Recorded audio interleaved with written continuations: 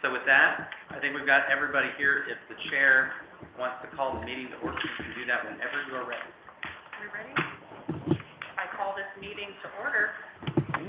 Nobody heard that. So far, so good. I call this meeting to order. All right. So, the next item on the agenda is roll call. Would you like me to assist with that? Sure. Okay, I'm gonna do a quick roll call. Ron Wheely, Here. Peggy Kilberg, Here. Don Sires, Here. Dave Chastain, Here. and Beth Kaiser. Here. We have Here. we have a quorum, and we're here unanimously. So. And with that, the next item would be approval of the September 28th, 2023 meeting minutes. Oh, no. They're not in this packet, are they? Yes. I've seen them, they are? That's what, pages 2 and 3, I just formatted them differently than you sent me. Okay. So they should be. Looks like what we talked about, yeah. I move to approve the minutes from that, what was it, October 5th meeting? Second? Oh, September 28th meeting. Sorry, correction. How would you say your name when you make the motion and the approval? That would be helpful too, since we Oh. don't have any votes. Sure. Okay. This is Peggy Kilberg. I move to accept the minutes of the September 28th meeting. And if a second is necessary, Don Sires will second that.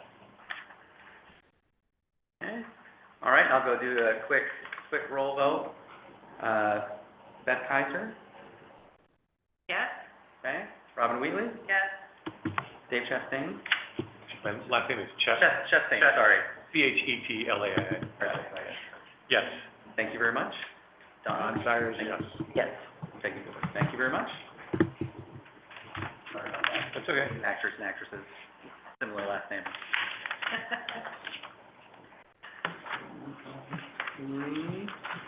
And then, so for public comments not on the agenda, we don't have any, I'm just saying this for the speaker. We don't have anyone in the room who's a member of the public. We do have someone that raised their hand. Okay.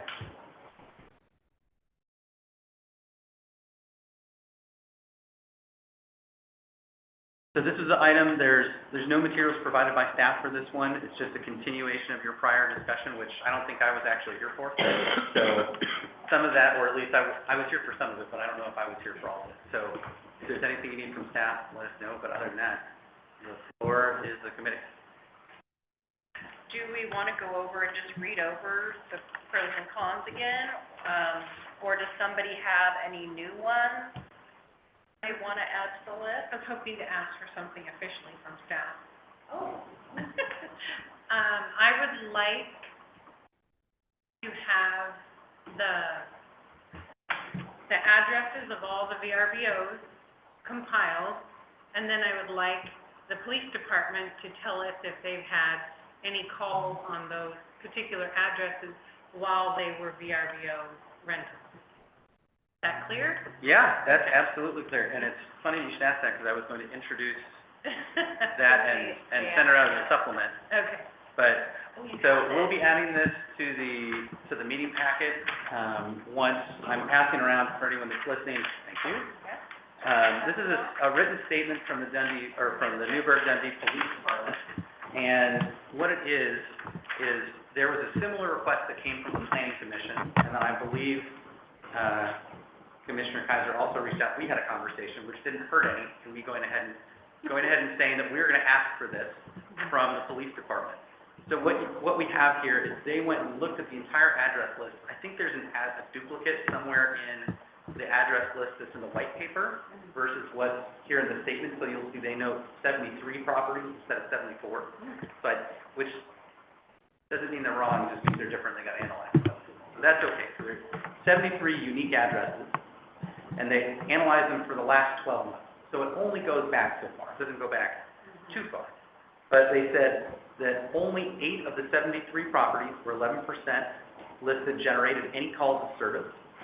There were a total of 14 calls, so there were 14 calls at 8 properties. And of those calls, 2 were confirmed as not being rental related. So the other ones are all unconfirmed as whether they are or not. We just don't know. 14 calls included one parking complaint, one junk complaint, one barking dog complaint, one dog at large complaint, which I presume means there's a loose dog, 2 noise complaints, and 6 behavioral health incidents, and 1 information complaint, and 1 harassment complaint.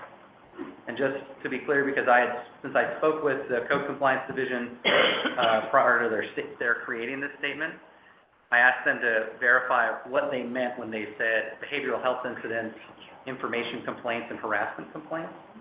And so behavioral health incidents are calls for service that often involve a person in a mental health crisis becoming because of an existing mental health condition or because of a behavior altering drugs or a combination of both.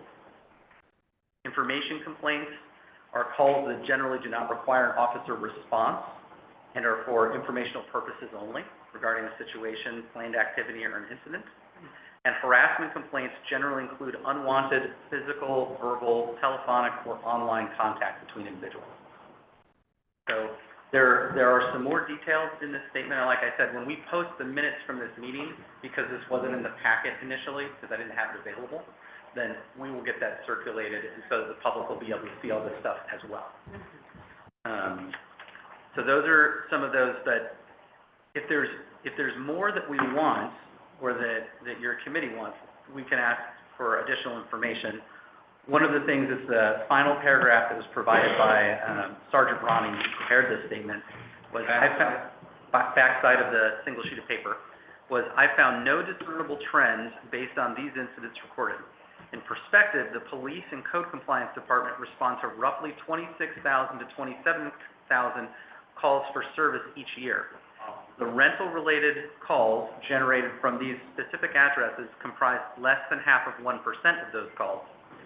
Similarly, the 73 registered short-term rentals within the city currently represent less than 1% of the 9,177 households estimated within the city by the U.S. Census Bureau. And he's referencing the American Community Survey's most recent numbers. So that's what we have for some of that information, but gives us a bit of a snapshot. I think it's good information. I mean, and I agree, I think it's statistically insignificant. Yeah. Well, those are the ones we know about too. I mean, That's right. but, okay. Okay, good. Thank you very much. No problem. Did anyone have anything? Well, I would like to add to that thought is that, and you're right, they are statistically insignificant. They are majorly significant to the people who registered the complaint. Yeah. Because it meant enough to them to call in. So that's all. I mean, That is a good both of point. those are true conditions. Well, while I agree that it's important to that person, I could just as easily have a beef with Robin. Or you, it's not, the report indicates, we can't say that there's crime being brought into the city because of short-term rentals. Correct. I would agree. The same level as what's there already, maybe less. And most of these are minor, a dog loose or stop the barking dog and junk. The behavioral health incidents are interesting. I mean, that was the single largest group, correct? And these are renters with these issues? That could indicate intoxication. It could be included. Let me pull this back up. If I remember, I know that, but, there was, I don't know what it is. I wanted to see if, Outside socially acceptable norms. and so in this one, it also doesn't tell us if those 6 behavioral health incidents are spread out amongst the addresses, or if they occur at 1 or 2 of the addresses. So if they're consolidated as part of a trend that property experiences. And, that's the sort of thing that we would be able to ask Code Compliance to inform us about if needed. But I don't believe in the statement that they define that. But one of the things I would point out is some of these properties have redundancy in their calls because there are more calls than there are properties. So obviously, some of them are having multiple. Also, somebody wants to do property owner calls, and they rent their calls. I'm gonna ask you to be a little louder. I couldn't hear you. Just also noting that there's a difference between, I think, kind of cite the property owners making the calls versus, I think one of them was the renter as well.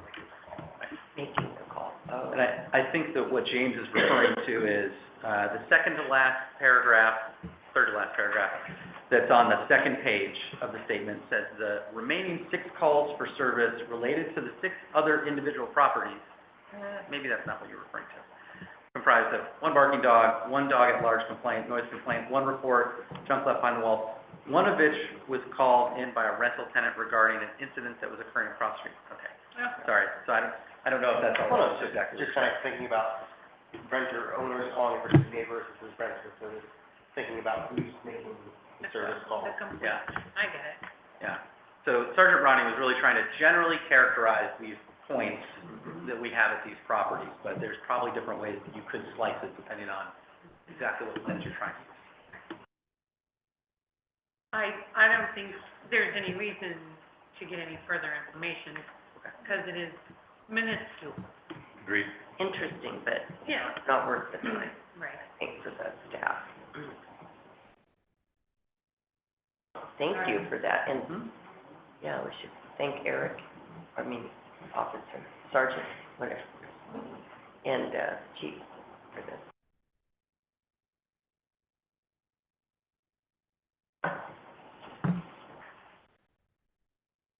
Anything else? Oh, what's our objective for today? So we're talking about pros and cons. If anybody has anything else they wanted to add to the list of the pros and cons, which are on the second page? Oh, I do. I have a little new information. I went to the CPRD meeting, I think it was last Thursday, anyhow.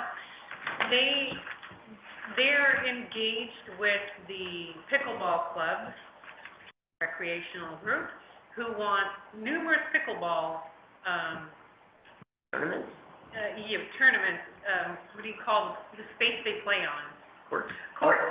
They want numerous pickleball courts built in our town, and they want to have large pickleball tournaments, because it's quite the trend evidently. I've not played it yet.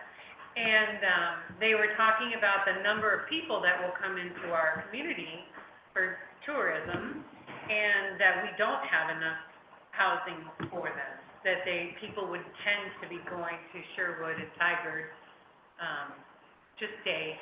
And so that was just something that I noticed while listening to that if that does occur, there will be a need for further, short-term housing for tournaments that can benefit the city with the transportation tax.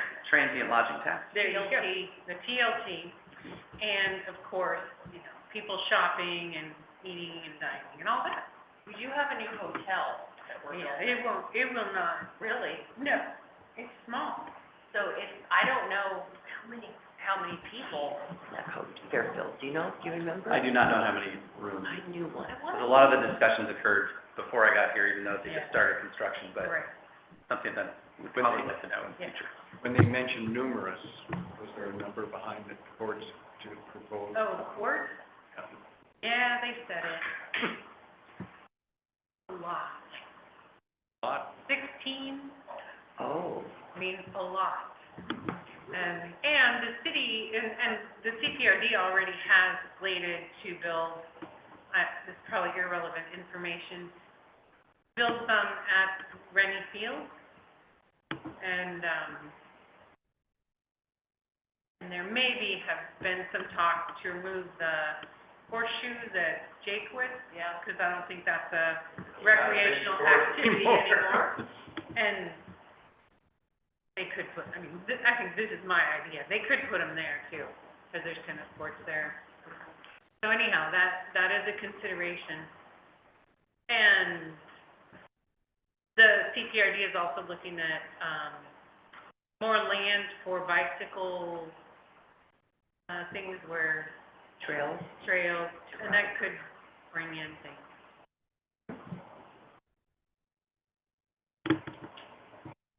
That was just an additional, More, I don't so know. more, so more, it would add more Information, details. yeah. About potential growth for the city. Yeah, okay.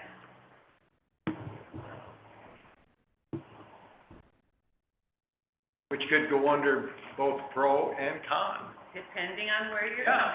going. Yeah. Right now, well, I guess we have to find all of them first to make sure we know how many we have. But it just occurred to me that if we put a 500 or 600 foot or 1,000 foot limit, whatever we choose, how many could we have if all of those were used, those spaces? And then backing out of that, maybe, do we want to think about recommending a certain number of short-term rentals in the city, either as a percentage of houses or households, or just a flat number? I would like to just put a question on the table that I think I already know the answer for, but I'd like to hear everybody verbalize it. Does the committee want to recommend a total moratorium on short-term rentals and Airbnbs? I'll answer first, if that's okay. I'm a no, and the background on that is the Planning Commission, is that the right one? Recommended a moratorium to the city council, and the council voted down the moratorium. So I don't know that it would be useful to recommend it again. That's what I'm thinking. I would oppose it too. I don't think we need a moratorium. There's quite a few months, there's a lot of legal things that we have to go through. I know I've talked a little bit with the mayor about that. You can't just say, no, we're not gonna have them anymore. There's quite a process. Oh, to put it in Implement moratorium. it, yes. You can't just say, at this point, we're not doing them anymore. I think you have to go through DLCD or LCDC. There's- Quite a process. So there's a couple of things that I want to make sure that everybody's talking about the same things, and that Okay. what Donna's proposed, that everyone's hearing the same thing. And let me just say right away, I'm not in favor of it. I just wanted to make sure we were all on board, Oh. not recommending something like that. Yeah, so when we talk about those things too, so what came from the planning commission was a recommendation for a temporary moratorium on the processing of applications, which I would distinguish as different from You're right. a moratorium, a permanent moratorium on any more of them. Oh, yeah. Or, and it was also not a prohibition of them occurring anywhere in the city. So there's probably different, I just wanted to make sure, because I was thinking that could have been taken a couple of different ways, but your point is valid on Yeah. setting some foundation. I just wanted to make sure we're in uniformity of thought, that we're Oh, not okay. sitting here, somebody is going, I want to just shut it down. That way, if there was, then we could work through that process and come to some sort of consensus on that. And then the other one that you're asking about, whether it could be a temporary on the application part of it. Again, the sense that I'm getting from listening to everybody, there is nobody here that wants to recommend that it just go away. I'll stop it right at that point. And then the next one I get the sense of, is that we are trying to look at some way to, make a proposal for a reasonable growth. Okay, I'm just trying to articulate my own thoughts, and then I can, when I see everybody else, nodding, then it helps me kind of formulate the rest of my pattern of thinking. So it's safe to say we're all not in favor of a moratorium, Yeah, Correct. for the record. yeah. And it kind of sounds like we're ready to, the first meeting, there was a lot of back and forth with pros and cons, which is what we wanted, but it sounds like now maybe we're ready to move into what could we agree on to recommend to the full council? Where do we go to? Kind of the next thing, except you have a presentation for us. I do, if the pros and cons discussion, if you guys have kind of taken it where you would like to for now, then I'm happy to move into the next section of the agenda, which would be, kind of going through the slides that are in your packet. And that's really about procedure. Let me say one thing. Sure. Because I think it has to do with. Yeah, I just don't want to cut anyone off. remember we had talked about the post in front of the house saying this is a VRBO? I had a second thought on that, because you're selling your house, and there's a post in front of the house next door to you that says this is a VRBO, you just may have cut your chances of selling. Yep. I love the idea of it, but that's a good point. Discrimination, it would invite It's a good discrimination. point, but I think it would be dishonest to not reveal it to somebody. Yeah. No, you can't, I mean, it's not a material defect to the house, there's real estate regulations. Just like you can't say there was a murder or suicide in the house. In the property you're trying to sell, correct? Yeah, right, and so you can't call out that there's a group home or something next door. So what you're saying is, that's the buyer's that the position. knowledge of having a VRBO next to me would lower the value of my home. It could, no, it wouldn't, I don't think it would lower the value, You just said it would chase away a buyer. it would lower your, could lower your pool of people It who would want reduce to my buy. market. Reduce the pool of buyers that may be interested. That is one of my points of why I don't want to have the VRBO next to me. And But that's I don't very fair. object to having a sign there, though. I think having a sign is a good idea, And I so object to everybody in the sign. neighborhood knows it's there. Yeah. Economically, I Oh, interesting points. Yep, It would be up to the buyer to do research. sure, absolutely. Which is what you would do anyway. Absolutely. A good agent would say, you might wanna check with we can't steer people Sure. away or to anything, and so. But as we the need to- owner, couldn't Dave say, hey, just, if you're thinking about my house, just want you to know there's a VRBO next door? And shoot himself in the foot? Well, Yeah, I think if it was a matter of conscience for you, I would do it, yeah. yeah, Yeah, he but is, it's not he legally is free to do required. it, no. No. But the essence of that post really was to allow neighbors a quick way of responding if there were problems there. And so that's the real essence of that potential signpost. What you're talking about is a valid, unforeseen consequence Yeah. that the committee may or may not want to support or consider, but it certainly is a good point of consideration, both for the, a seller and a buyer. A seller may go, dang, I wish that wasn't stating that, and a buyer may go, I won't live there. Yep.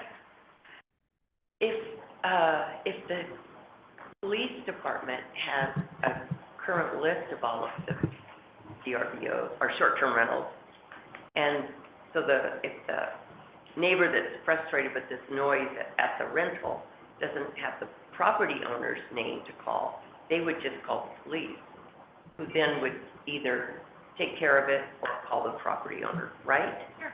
So they could still get help with the issue, even if they didn't have the property owner's name and phone number on the sign. Sure, and I think Gate that sign. we could make a policy that as part of the process for becoming a short-term rental, you have to, we had to mail out the letters telling people we were going through the process.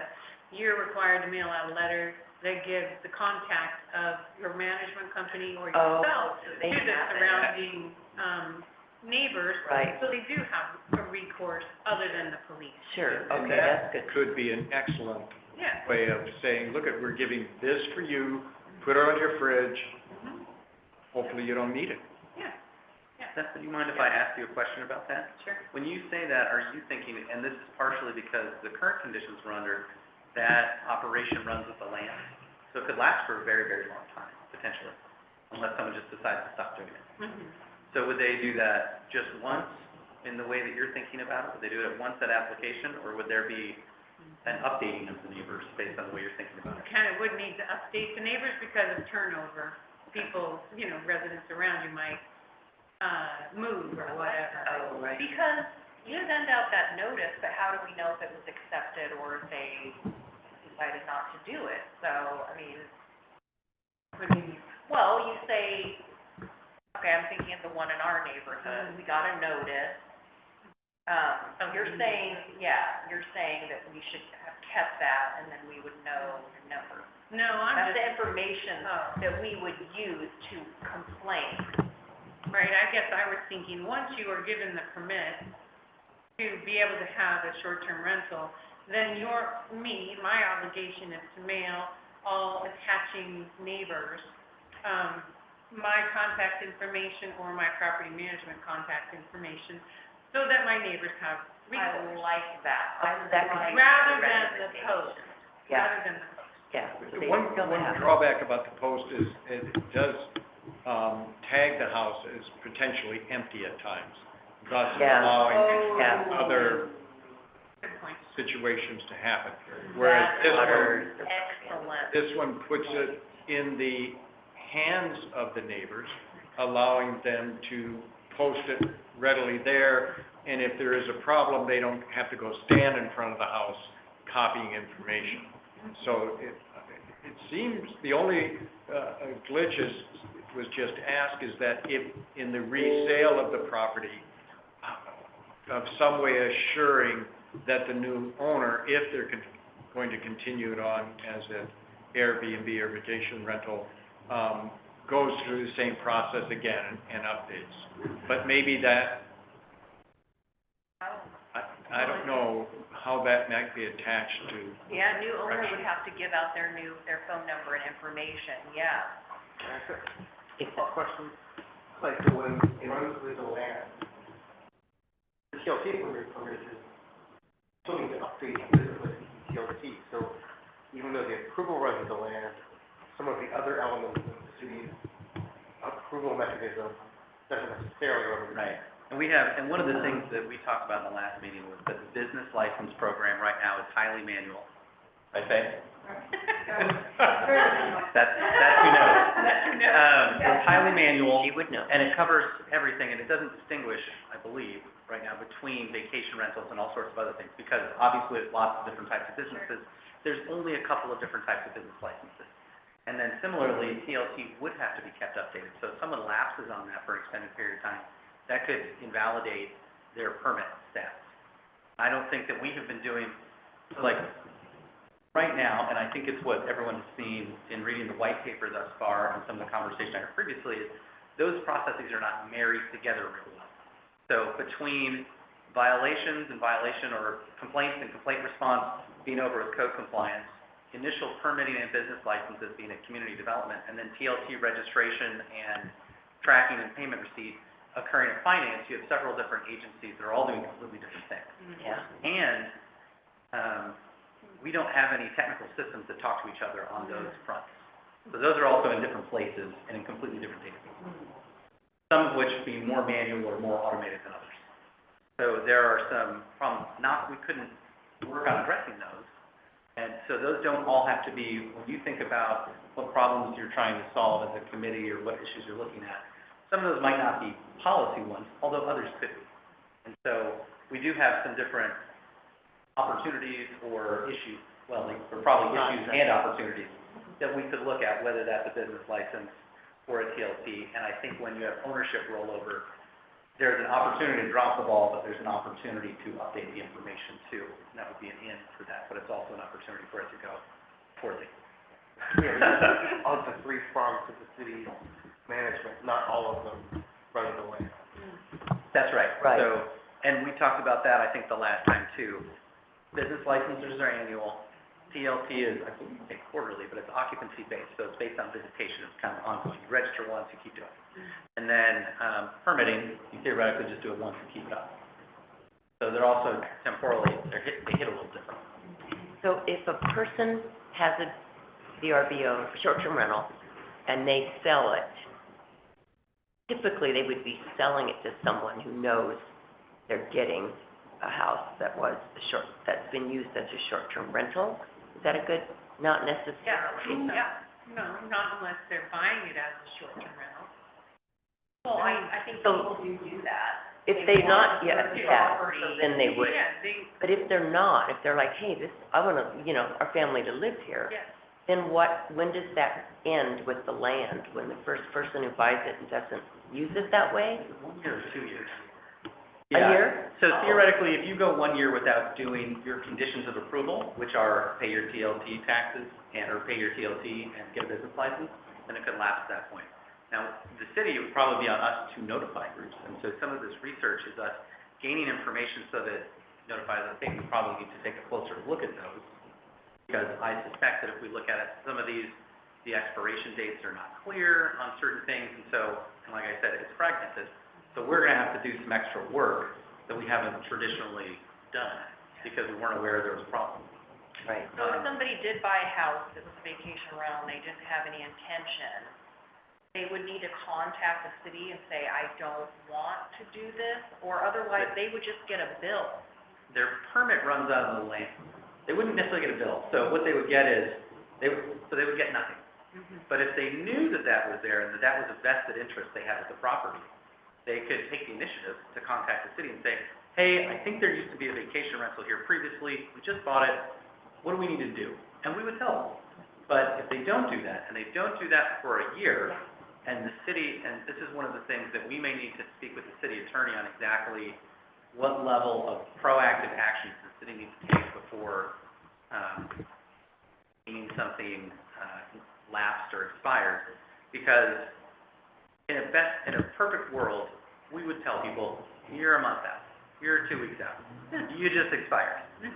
You're gonna have to come back for a new permit. But we don't have automated systems that work that way and tell us those things readily. And to be frank, I mean, right now, so our community development director just retired, on Wednesday. And so now, I am the most senior of our planners. Faye is the most senior amongst our team. She's been here approximately 2 years. I've been here just a little over a year. And we have 3 new staff that have all been here less than 5 months. Time to rebuild. So, well, that's what we've been doing. Yeah. And so, when you have turnover like that, it gives more opportunity for them. Not that it should be happening. No, we I don't understand. think that's the case. And I think that what we saw in the white paper was there were some fairly startling compliance numbers associated with the levels of how many people have permits and pay TLT versus those that have permits and a business license and TLT and those sorts of numbers. That, I think, did we do the Venn diagram thing last time? So that Venn diagram, there's some poor balancing going on. Yeah. Beth, question for you to help me clarify part of this. You're still practicing real estate. So in your practice in the last few years, have you ever run across a property that you've been having somebody look at and or listed that had been a vacation rental or so on? Okay. What I was wondering is if in that, the general question of, do they normally try to sell it as a vacation rental or whatever, or listing it just as property, which is kind of a crystal ball question, but I thought if you had had some experience there, I it would do help. know of one of my friends who was trying to sell a home that has a vacation rental, and that was the benefit, that was a selling point for her. Okay. People were coming just to buy it as that. Okay. So I think there is a market for them. Okay. And it just feels, if it runs with the land, the house has been approved, and then the people have, remember, if I had to get approved, I think my house just has to be approved. So like, if somebody bought her friend's place and she had 6 months left, she would just get to start doing her VRBO, or What do you mean? short term. What do you mean by 6 months? Before, 6 months before, it Annual. expires. Oh, okay. It expires. Mhm. Then she would just pick right up and start running a short-term rental. After paying business license and registering with the Yeah. Okay, Yeah. true, they have to Yeah. record And you themselves own. as a business. Yeah. But as long as you didn't have a lapse of those items. And then it And just keeps going. Yeah, so that's the whole run with the land concept. But I And that think, could be a good thing or a bad thing, depending on how, because Yeah. do you want it to run with the operator, Yeah. or do you want it to run with the land? So that's a decision point that might be available if, Yeah. and again, this is all your committee to mull Yeah. over and decide what's worth bringing up to the city what council. do you call that? Run with the land? Run with the land is where the Yeah. permit's attached to the property, and then, I don't know, you say run with the, you could just generally say run with the operator, run with the person, for it goes with the person, and they get the permit, and if they leave, that permit's no longer attached to the property. So that would be the alternative. I don't know if I see a third direction on that, I think those are. That's an option, so we could change what the steps, so what. And the white paper has that called out in some of the cases. And so there are some that require, and this could probably happen through a business license type mechanism, kind of an annual renewal, but there is already an annual action that should be occurring. It should be occurring, but I would say of those three actions, our compliance rates are poorest, I believe, from the white paper at business license level. Because it's easy to forget about. And how much is it? How much is the business license? Not much. Like $50. It's like $50 a year or something like that. Question for you, maybe a legality question. Basically, we would be saying to those property owners that you've had a business, but you can't sell that business, you can only sell the property. And so, would there not be, has that been tested for legal repercussions?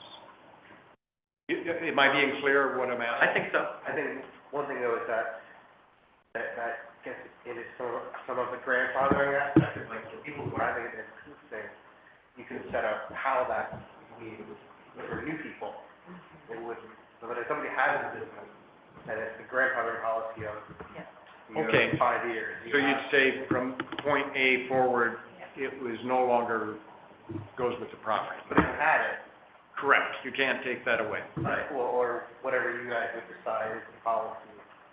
There is a vested right there, and so you would have to give something that is considered fair. So amortization is one of the terms that you'll find in those. And so we talk about that largely in the white paper. It is something is grandfathered, i.e. you just get to keep it indefinitely. That's what we have now for people that were doing these actions prior to 2013. Although it's created some compliance issues. Someone just tells us, oh yeah, I've been doing it since 2013. Sure.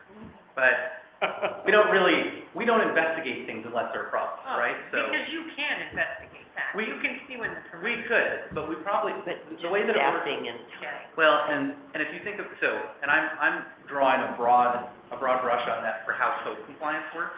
Yeah. And so it could be that code compliance asks community development to occur, but if there is some, typically, when we investigate stuff like that, it is only on a complaint basis. And so, right now, short-term rentals don't get investigated any differently than any other activity in the city. So that's part of why these compliance numbers are what they are, and they can be a little shocking to look at it because it's complaint-based. And so you just sample who you think might be bad actors, and that's about it. So I think that's part of why you see that sort of thing. And it's, we know whether that is people having an accessory dwelling unit that doesn't have a permit, or that doesn't have this, or it doesn't have that, or it doesn't meet this or that code. We don't investigate things unless there's a problem. And that is standard across the board for lots of governments. So, short-term rentals kind of operate under that too. They're just kind of a newer activity.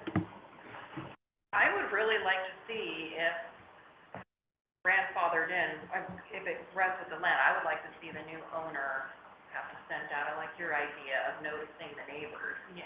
That, I think, I really like that idea. I think the neighbors should know. I think it's a reasonable idea. Because you don't know when you get that initial paperwork from the city, you don't know if it's gonna go through. You Yeah, don't know if they're gonna decide to go on it. So once it's rubber stamped, and it's like, here it comes, it's been approved, But, as a courtesy to neighbors. no, and I like that. I think that Clay did bring up an interesting question of that. Do we want to recommend the continual, business license going with the land, for further applications? Or would we like to see that the, new buyer has to apply for that business? Can I interrupt? For our code, if there's a change of ownership, it has to be reapplied for the business. Has to be what? The new business license has to be applied for if there's a change of ownership. Okay. And that's for our code. What goes with the land is the zoning. Yeah. So there, Okay. yeah, so remember, So you there's see- the three lines, and so the business license would be a new and different business license. The permit would continue to exist with the property. and then the TLC registration, I have no idea what they would consider that. If they would consider that a reactivation of the same activity, or if they consider it a new operator. But in large part, similar to the business license doesn't care if the permit runs with the land. No. They do, you're supposed to have it, but it's a different thing.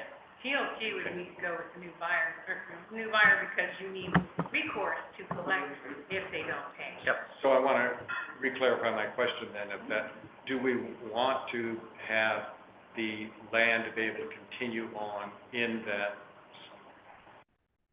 coding status? Excuse me if I'm not using the proper verbiage. And it's just putting a question down there I as like it. another possibility of, reasonably managing this growth. They already have it, so I think it's Recommend a change. good. I think I think it's a selling point. It's already there, so, I think it should, at first I was not so sure, but I think I'm in favor. Okay? Are we running with the land? I think so, but they need to, re-permit, redo the license, and Well, yeah, they all need a new that. business license. And to- notice before all they the, can rent it out. yeah, and notice all the neighbors, but I think it could go, I think it's a selling point. In this real estate market right now that we're in, Peggy, do you we've like already the idea? established. I'm kind of torn.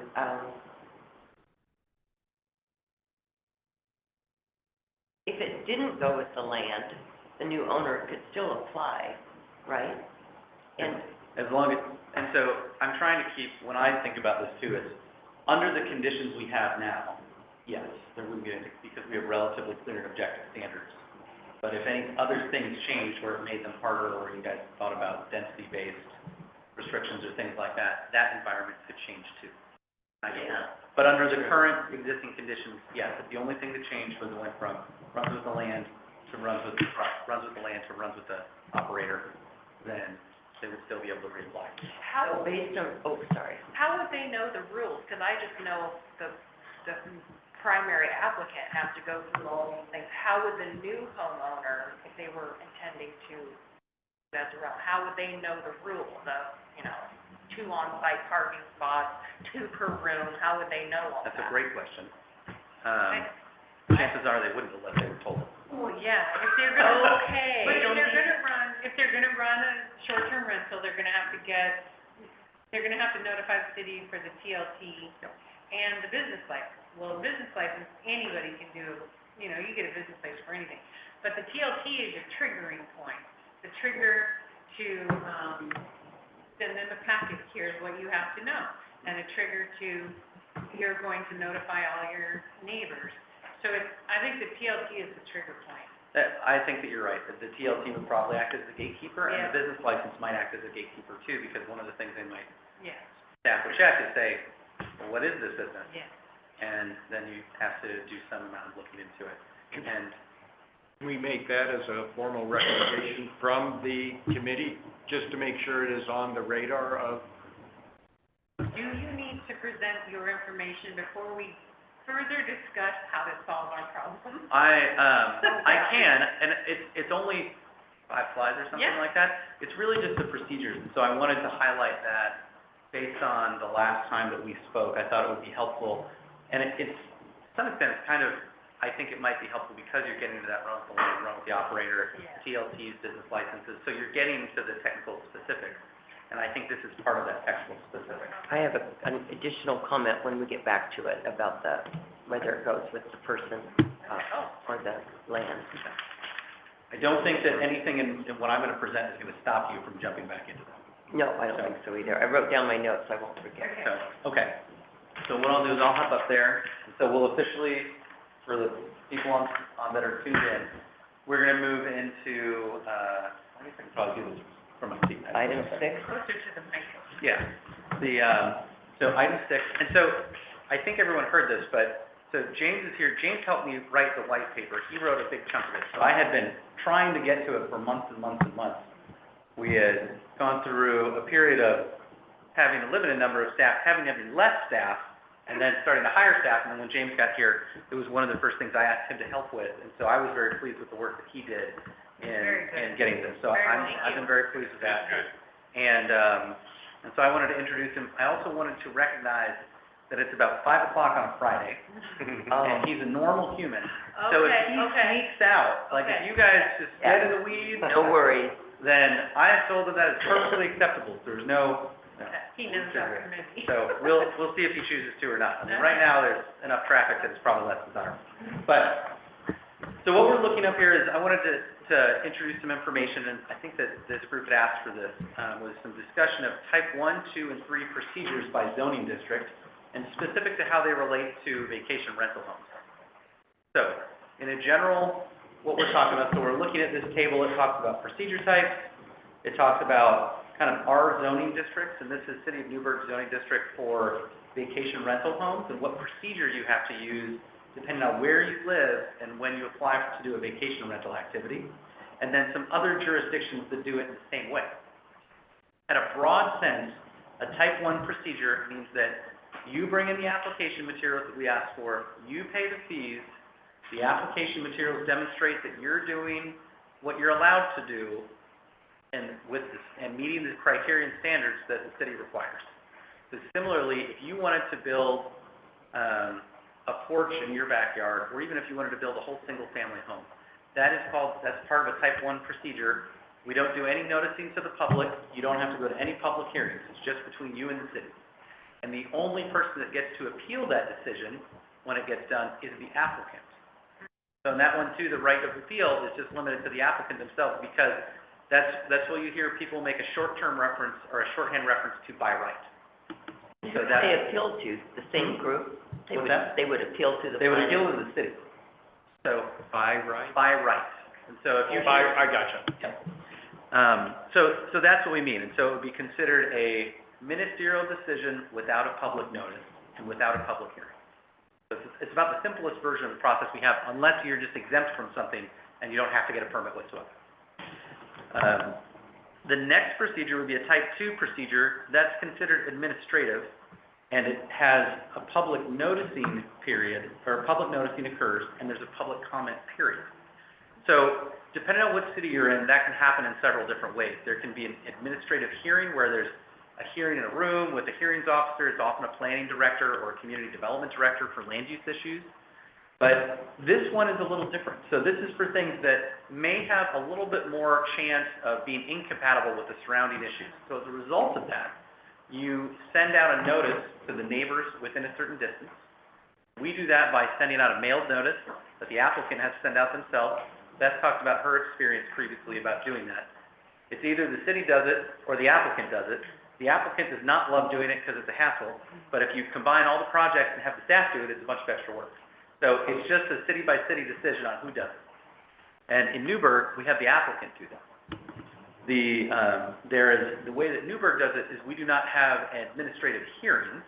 We have a public comment period, and it goes to the hearings officer, which is the community development director for land use decisions. And so what happens is you apply, you submit your materials, the case planner reviews the stuff that's received, including the public notice the applicant's going to do, and as well as the land use notice that gets posted at the property. They could do some back and forth with the applicant, and then that material gets sent out. And if any neighbors have, feelings, good, bad, or otherwise, about the project, then they can submit those in writing, via email, written, hand-delivered, however they want. But there's not an in-person interaction. So that's how that works. And at the end of that, the city's administrative officer, in this case the community development director, they make the decision. But they're still making that decision based on the criteria in the municipal code, just like they would have for a type 1. So this is supposed to have a low degree of subjective criteria, but there is a possibility of it being incompatible with the surrounding uses. So it's still pretty clear and objective, but it has the ability to impact people off-site. So that's why when you start picking something like a type 2 procedure. But the input from other people has no bearing on the approval.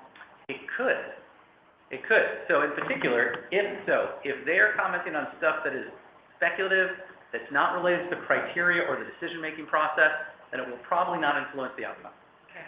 If they comment on something that is related to the criteria, then it could influence the outcome, and so the administrative officer could take that into account, and they could add a condition of approval, they could lay that into, even whether to approve or deny it, but usually it moves the needle a little, and it's not gonna move it a lot, because it really depends on the criteria mostly, but those public comments can help make that administrative officer more aware of how those criteria are truly being met or not being met.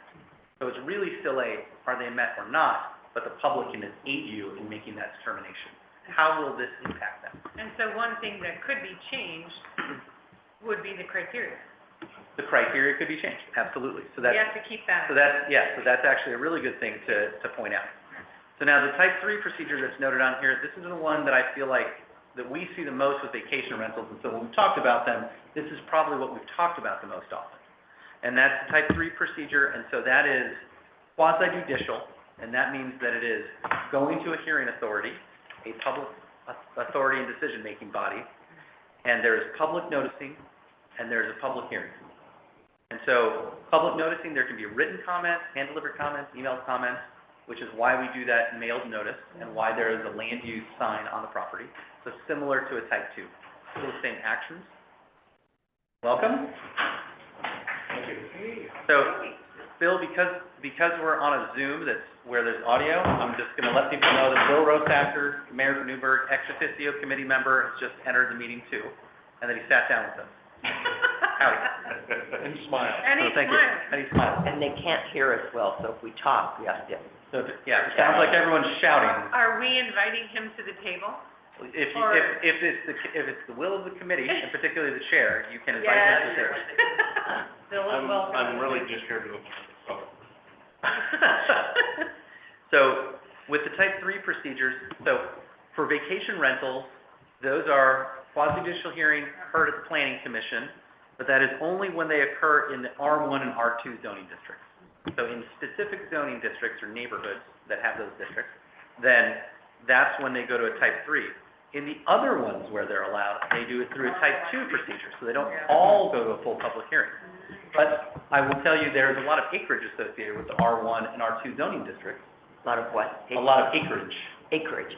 So a lot of the vacation rentals that we've seen have gone to the planning commission because there are so many acres of R1 and R2, and there are maps on the next slide, so I will show you that in a moment. But I wanted to just highlight that now it's not a staff member that is making a decision based on the criteria.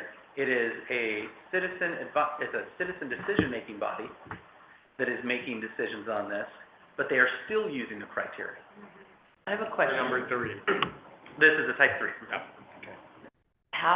What would have to happen to move this to a type 2, the R1, and how can we do that?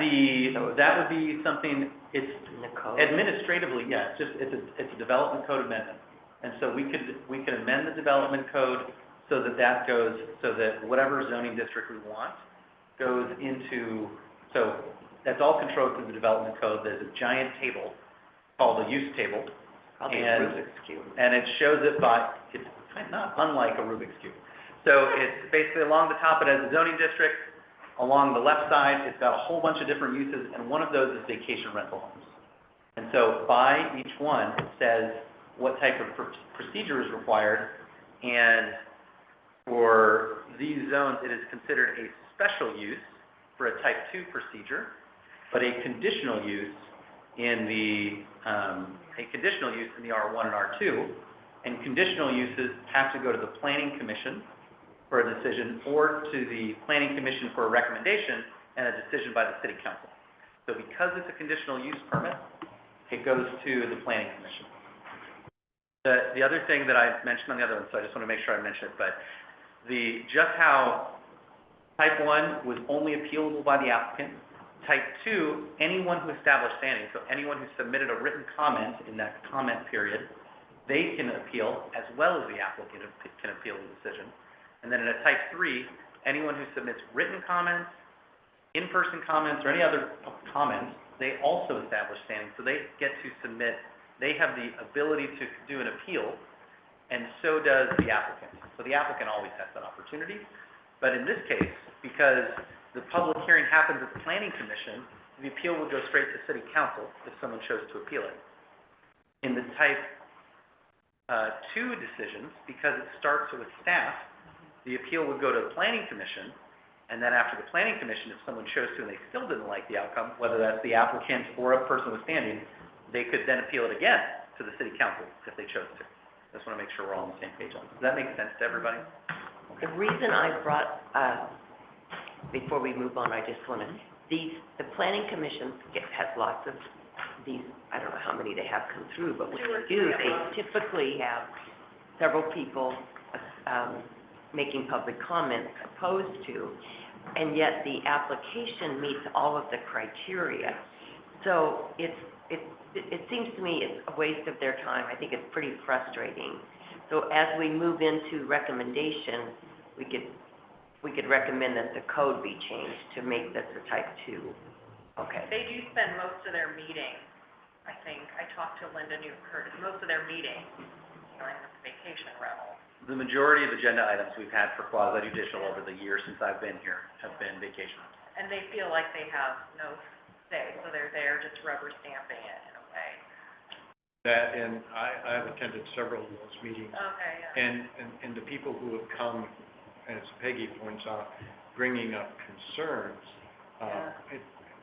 it's one of those that, you're right, the committee basically, by the criteria that's already set, have to give it an approval, thus both sides feel frustrated and not able to resolve it in a far more equitable process, or Doesn't feel like. way that helps, They're given the ability to comment, but yet their comments don't have anything to do with the code, correct. so. Right, and so one of the things that was a suggestion, so I would say that that's true. So there's frustration on the part of the planning commission because they're feeling that they don't have the space or are empowered to really listen to the public, even though they're hearing them and they sympathize. Yeah. And they understand where they're coming from. They're looking at the criteria and doing that. So when you mention criteria, that's a good statement and a good observation. And then the public, they're expressing what they're most concerned about, but they're not necessarily, not that they should have to play the game, but they are not talking to the criteria, which is how the decision is made. Yeah. So that's hard. Now, one of the things that I'm hoping that our department can do in the future is maybe communicate how the decision-making process works better when we start doing some website upgrades and some things like that, because I think in general, and not just for vacation rentals, that could take some frustration out of the public's comments, hopefully, by having them understand better how the decision-making process works. But it can get pretty administrative pretty quick. I mentioned zoning districts, use tables, and conditional use permits and procedures. Like, that is all stuff that most people do not need to know most days of the week. So, And with that, and then having heard you list those criteria several times, I've come to realize that you had mentioned, unless there are some criteria changes, it's going to just keep going the way it's been going. they are pretty clear and objective right now. Yeah, if we want to consider some fair and objective criteria, which I think should be part of that question, I think that's a legitimate way to look at this. Consider changing it to a type 2. That's what I would Yeah. see us recommend. What do you recommend? That's about my favorite. Well, I mean, I would, You have an opinion. One comment I think is something to think about is going to the planning commission also adds the conditional use criteria, which might not be as cut and dry. And so if it's a type 2 staff decision, that might focus more on the parking spaces and on the occupancy. But a planning commission conditional use criteria, in theory, addresses reasons why something might not fit, or kind of some more of the squishy, kind of nuance. As I think kind of that could be a second area to look at as criteria for vacation rentals, but also. which in two or three slides, I will show you those criteria. So that's part of it. So on the next slide, what we've got is some of the Segue, different nice project, segue. some of the different project types that we've got by those procedures. So I mentioned the type 1, type 2, type 3 procedures. Another question about this process. Yeah. How does this affect their application fee for the? Typically, when you go up in procedures, it's more labor intensive, so the fees go up. Okay. Would be one way to describe it. And it does depend. So the city council each year approves the fee schedule, and some of them, they're calibrated differently. I mean, if you look at, for example, our street tree permits, they're $10.50. Same with our right-of-way permits. Those are ones that staff does not have to spend a lot of time. Those are pretty quick. But when you do something like a conditional use permit, there's the presumption that we have to do the staff report, that we have to take it to the council, that we have to spend time doing the rooms, that we have administrative staff involved. Do you know how much the fee is for the two? I think it's approximately $2,000 for the type 3. I do not know how much it is for the type 2, which is a special use permit. What's that? Around 3,000. It's closer to 3? For type 2? Yeah. And- No. Oh, 3. For 3, because actually, you're probably right, because I'm thinking the type 2 is the conditional use permit, but there's land use engineering fees and there's a technology fee on top of the 2,000 and something that I'm thinking of. And there was me. So, those are costs, those aren't fees. Well, there's. But they're costs but they are costs They that are aren't being borne by the city, Correct. and they are being borne by the Yeah. applicant. So But I don't disagree with you. When it's all said Those are and done. dollars you're spending, Yes. But so, the permit itself, you said is 2? is somewhat more than $2,000. There's a land use engineering fee associated with it. That one. It's 2,900 and some with Oh, the okay, so it's higher, I thought. technology fee and the CUP. That does not get the engineering, additional engineering. There's no engineering review fee, but they do look at it. They do, but But that's, they said they it's don't pretty- get, that's only for the Lost revenue. subdivision. Okay, all right. So Faye does all of the intake for the permit, So she knows. and so she knows far better than I do, and far better than I'm going to. So You have people for that. what I wanted to look at on this slide was the types, so I wanted to generally characterize what types of projects we're seeing under those procedures. So when I said that some of these are relatively straightforward, low probability of creating incompatible issues, of bothering the neighbors or creating problems, those are what we see in the type 1 column. The type 3 column is those that there's something going on that could spill across that property line to infringe on or bother someone to be a nuisance to another property owner. So that's why you see a conditional use permit. They can be conditioned to have screening and buffering, to have different operational hours, to do things that mitigate the potential impacts to the neighbors. Yeah. A planned unit development, that is a opportunity that gives someone master planning ability for when they do residential developments. Well, there's a lot of ways to do it, so you want to make sure that you think about what ended up with and you get to take a close look at it. And there's a lot of flexibility given. When you have more flexibility given, we get to take a closer look to make sure it's not going to create problems for anyone else. And then you see some other ones, some historic landmark items, zoning map amendments, comprehensive plan map amendments, subdivisions. So those are things that they are bigger, they are very durable, they're happening. And so that's what we see in those type 3 procedures. And so vacation rentals, we see in both the type 2 and the type 3, depending on the property that they occur on, and whether that's an R3 zoning district, an R4 zoning district, residential professional zoning district, or any of our commercial districts, those would all be in R2. And so those ones are higher densities Yeah. and those sorts of things. R1 and R2 are our lower density, so they're literally called low-density residential and medium-density residential zoning districts. And so it's considered that this as a commercial activity where you have visitors coming in, you maybe could, because it's considered low density, you could have an impact on them. Although, you can always evaluate whether those make sense to you. So that's where we have them right now. Those are the standards we have. On the next slide, we have one of the maps that was produced and is part of the white paper. And so that one shows the map by zoning district.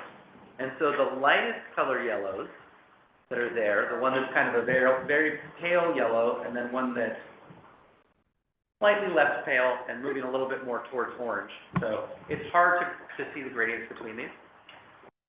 Oh, this is going to make more sense if it's in color. Color. would be the R2. But I will tell you that by acreage, R1 and R2 cover most of the city's residential area. The pink and red areas are our commercial zones.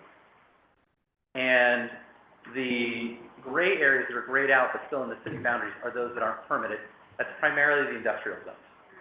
Well, some other stuff, like, right, I airport. don't see, I can't find an R2 by color. I can distinguish R3 and R1, I think. Almost all bottom end. Yeah, it's There's a few along the south, railroad all track south of where- downtown is The R2. bottom part, Yeah, near the All river. not gray, is all R2. Oh, I thought that, Yeah, so it's a little hard, if, we do have our GIS staff has created a new zoning map for us that I think is, the color spectrum's a lot easier on the eyes to distinguish on. So, I feel like this is proving the case, so. Yeah, what's that? No, I mean, plus, it's a beta version for now, but it's probably pretty good. But, so just for future people that wanna nerd out on some planning, that's what we expect to have in the future. And then on the right side of the slide is a table that shows those where they're conditional uses versus those where they're special uses versus those. And there's one zone where they're specifically prohibited, but in addition to that, if it's not listed as allowed, it's prohibited. So I don't know, it's just a quirk of the code. You have something you want to add, Jim? And then on the next slide, what we get is, so this is one that James put together, and he broke it down so that you could see a little more clearly, rather than just by zoning district, it's more by process and procedures. So those that are residential and require a conditional use permit are those that are in kind of the orange hashing, that you see, the orangey color with a bit of hashing in it. And so you see, that is a lot of the city by acreage. okay. And so that's what I meant when I was saying there's a lot of acreage under R1 and R2.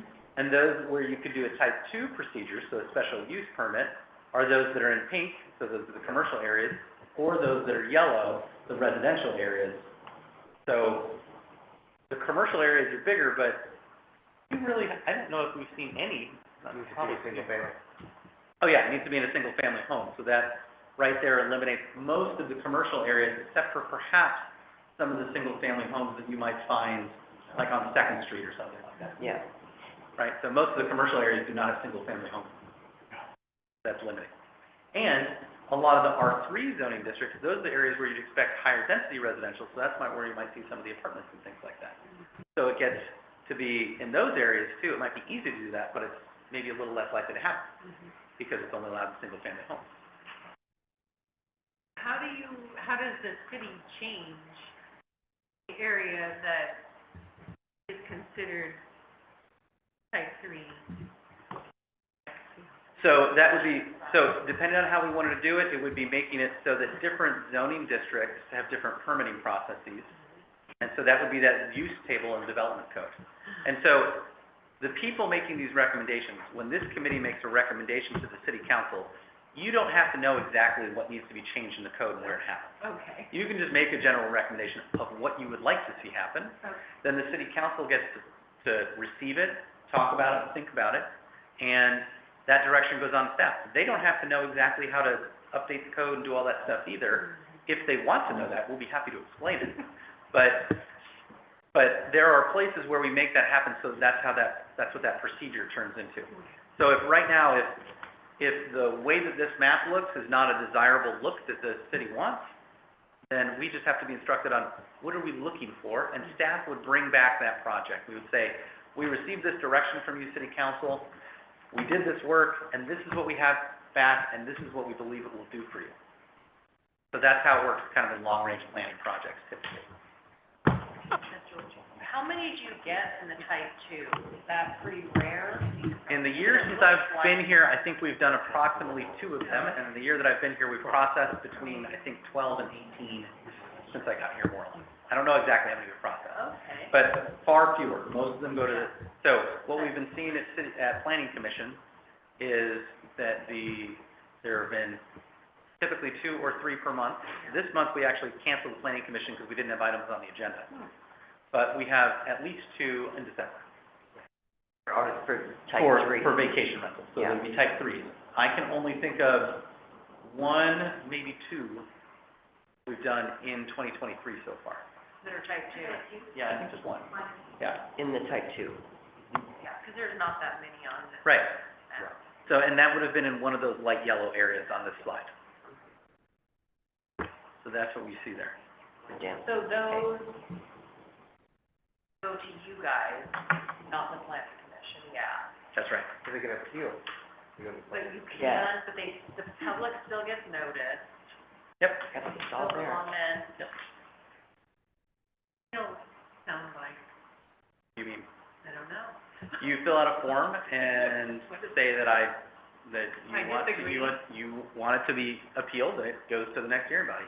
Basically, it goes up the chain. Okay, okay. And then the staff bring that forward, basically there would be an appellant, the appellant gets a chance to present why they're appealing the case, or why they're appealing the project, and the applicant gets to present information as well, so you have a whole new hearing, and it goes there. And then anyone else who wants to attend, comment, do those sorts of things, they get to do that too.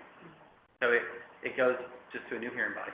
Almost in effect, ACU, type three, it turns it into a type three. Yeah, because it's elevated us to that next step up the chain. if we did just, if it did go to type 2, does that mean there more work for you guys, or is it? There would be less work for staff, and because there would be fewer hearings. We would still have to do staff reports and make findings and those sorts of things. Okay, and so then- it wouldn't add to your and- workload, it would lessen it. Yeah. What would be the advantage of pushing the type 3 to type 2 committee? Is that what I hear the question? That So we're- that it doesn't have to go to the planning commission. And the criteria is set, so it's kind of, to me, it's misleading that the Yeah. planning commission True. is going to make the decision. They're just the ones looking at the criteria against the application, instead of Clay's department looking at the criteria against the application. It just seems unnecessary. And then it gives the public the idea that they can appeal, and it'll make a difference. But if it's not related to the criteria, it won't make a difference. See, if I might,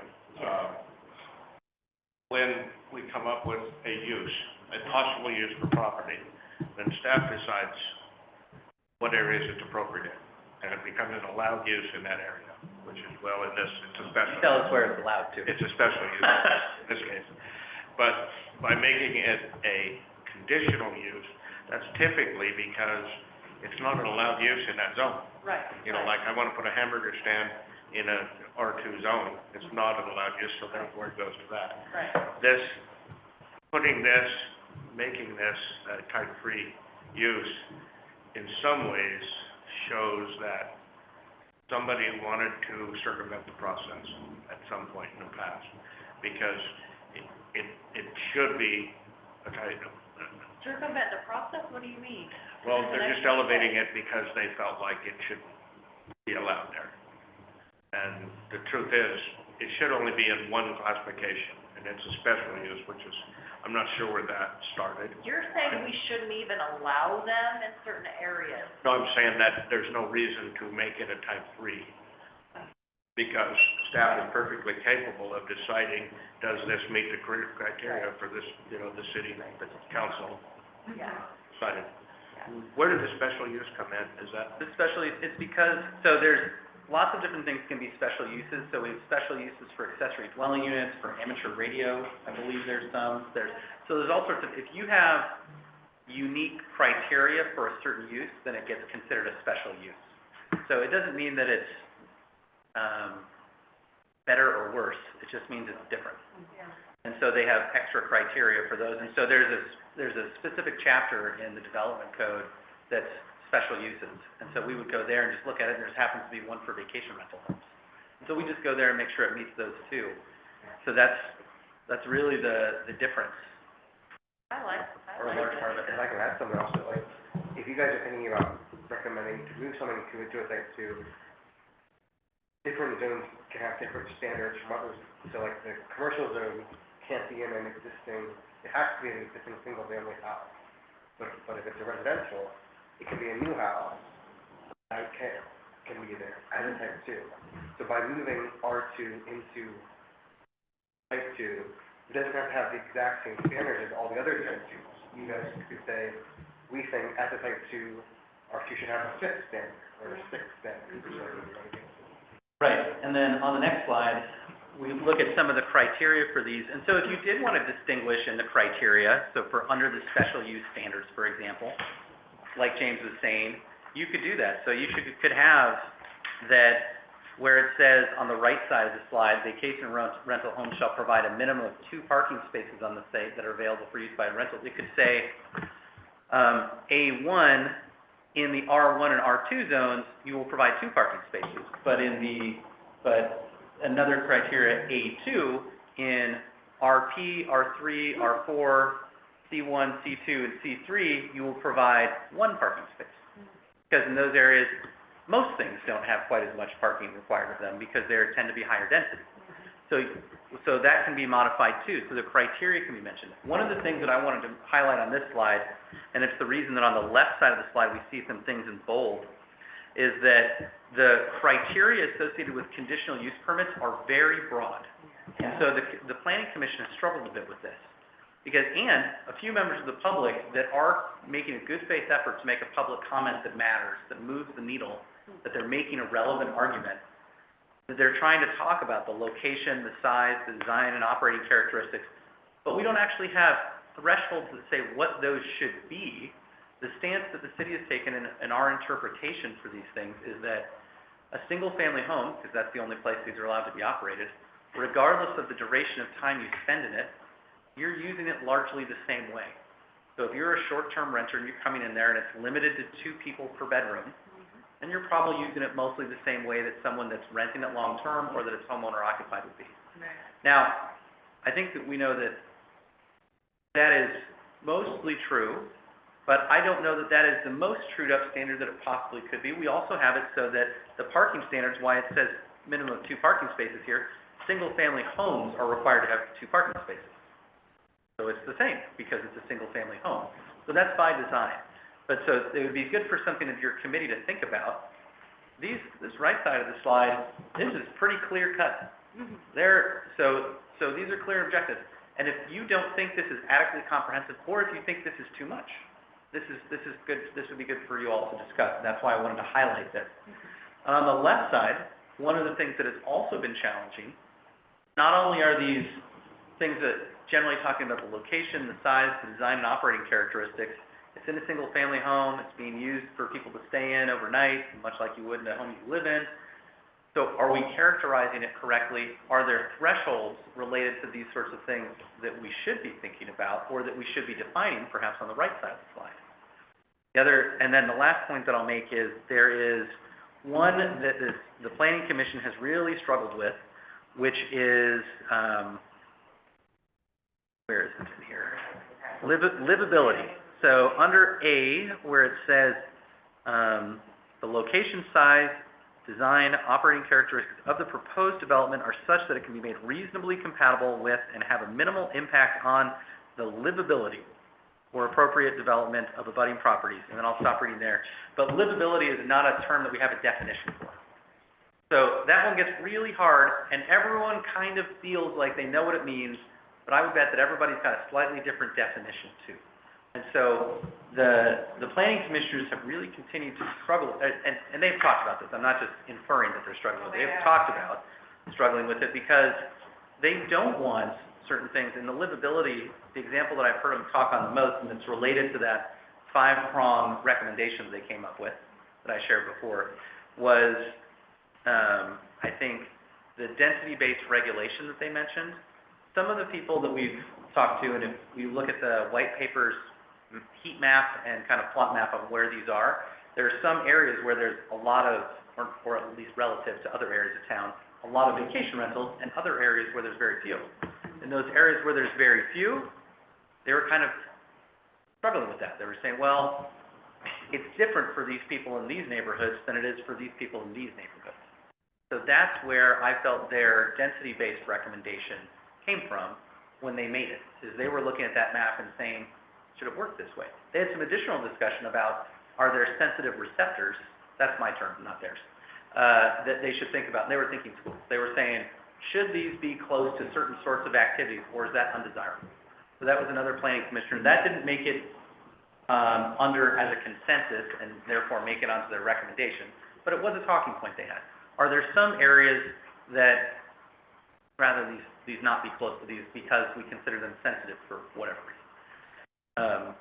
But livability was one, and I think that's where that density-based, recommendation that the city council consider a density-based, they use the term cap, they actually didn't talk about outright caps most of the time. But if you do a density-based regulation, you do end up with a finite number that you could squeeze into the city. You end up with a cap. So, and they didn't land on exactly what that should be, which is why we hoping that Short-term rentals. it would end up being a cap. If you do a density-based, like a concentration-based one, if you say only one they can't be any closer than 500 feet from each other, and if you just do the math, then you're gonna end up having X number. Do you know that? So it's a cap. I would love to know what that number is. Would not I have think we could probably calculate that. engineers. So, The only way that, once it caps out, the only way you can expand on that is expanding Building more. yes, expanding the city border. And how's that Oh, going? that is true. And how's that going? Are we gonna expand our city border? Well, there's an application that's being appealed right now, well, it's under review with, Department of Land Conservation and Development. Did the commissioners so approve it? the county passed it? The county approved it, and it's Oh, with okay. Department of Land Conservation and Development. I think You're it's that- talking about I think it's, Bel Air's the Bel Air, yeah. application. That's a private, entity doing it, it's not cost the city of Nickel. I would say their chances of being approved are about less than 50/50, based on LCDC in the past, but, so, that's, That's Where is just that? putting it in the reserve, Rounds up, that doesn't even mean Eastwood you Bridge. do anything, it's just in the Non-deferred. reserve. but, so to answer your question, probably not. Now, we are going to make an effort to try to expand for industrial most likely, and we'll see how that goes. Expand industrial, and then we need to have housing for those new employees in the industrial. Do remember that the Austin have, capacity for over 400 houses, Right. and they are starting to build now, so for the next, maybe a decade, we probably have enough land to build if they continue to develop Yeah. in Newberg. Talking about the polish, That's the first phase of their 4 phases, I think, they're talking about. So yeah, the estimate that we got was approximately 50 houses per year for about 8 years. So that would be about Yeah. 400-ish. For about 8 years, you think? Yeah, so based on, they had said about 50 a year is what they're expecting. All single family or multi? No, there are Oh. single-family housing, but there's also some other functions, like there's some quadplexes and other things in there. This is by Joanne Austin, the big field. Yeah, the Yeah, Colina subdivision. yeah. Also, a It's on the other high-density side. component west of Joanne Austin, that's about 20 acres, but they haven't started planning that as far as I know. Yeah. So I heard they're gonna be like the properties at the base of Rex Hill, near the new mall, Christian Crossing. They're gonna be those tall, skinny. I don't know anything about that. No. Oh, I have not seen any of that. Go on their website and take a look at what they do. They are really a Who is it? A variety. Yeah, but I don't think they're gonna be the tall skinny. They build a very high-end home most places. All right, But they have a wide range of what they're doing. I don't know how Crestview Crossing got away with 2 parking spaces. If you're interested in that particular subdivision, they did, I'm not sure if they showed the same video at city council, but they basically showed a kind of rendering flyover of what they're doing so far, which the planning commissioners seem to appreciate because it was very highly visual on what their vision was. Yeah. But I think they We showed. saw that. Sure, yeah, go back and look at the planning commission meeting, and you'll get a very nice view of what they intend to build. I saw that, it's, When was that, June?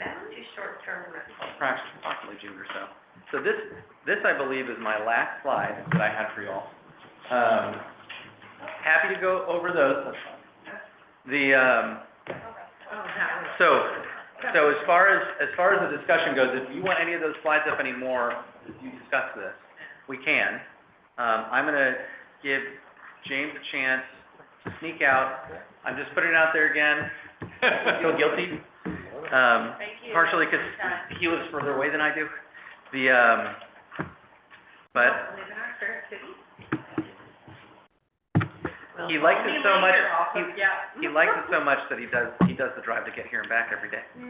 So, So where? This is helpful, thank you, Clay. in Portland area. Oh, goodness. There is a note to Newberg. Big nightlife we have. So, Pressure. there, on the procedure side of things and all the stuff on those slides, which I kept it limited because there's a lot of information on it. But, does anyone have any questions or want clarification on any of the stuff that we talked about? Okay, well, that's good. So, I would say with that, Thank you, Clay. you can move on to either your next item, you can discuss in the procedures, or handle it how you want, but I'm gonna step back and be a little quieter for a little bit. Wait, the next, would you be willing to put the slides back up that? That one, Okay, that was Yeah. helpful. yeah, 'cause I think I heard you saying that we should revisit that, and we should look into that and make some new recommendations. That's what I think I heard you say. Okay. I didn't say it, but if No, you're you didn't. feeling it, that's That's what I'm fine. feeling. That's what I'm The- feeling from that's your okay. presentation. Just to make sure I understand, this required criteria for, conditional use permits. This is not just pertaining to this type of construction, this is all conditional uses, right? That's correct. Okay, so we can't just change this for this Yeah. project. If we change that, it would have changed for all. That's why it's so broadly written. It's broadly written because it's intended to be broad, but if it is creating problems here and we think that it could create problems elsewhere, that's fine. But that's a good clarification, because I would want everybody to be I don't clear on that. understand what you're. I'd be more interested in just moving short-term rentals to type. This criteria is on any conditional use application for anything in the city. Right. So you can't just change it for vacation rental. Oh, okay. We would have to change it, and it would apply to all conditional use permits. That's right. So this is conditional use, so yeah, we wanna go to type 2. I would say, why not move to type 2 for short-term rentals too? Yeah. Makes sense to me. Yeah, okay. I haven't seen the planning commission recommendations, but I think that they would prefer not to have to do this, because they empathize with these people, you know, in these cases, and yet they have to approve it because it's not right. It fits. It would save them time, it would save staff time, just seems like it would be a benefit, yet the public would still have a voice. Okay, that was gonna be my Type 2, question. you still get to If the public have a still voice. can Yes. have their voice in there, Yes, and it, then that makes sense yes, to me at this. yes. But when the public talks to staff, staff has the opportunity to say, you know, I hear what you're saying, but that does, it doesn't affect the criteria. They can Gives still it- appeal You know, it. they have a conversation rather than stand up and talk for 5 minutes and then sit down. So what we need to do is change the criteria to accommodate some of the complaints that have been shared at some of the meetings, if possible.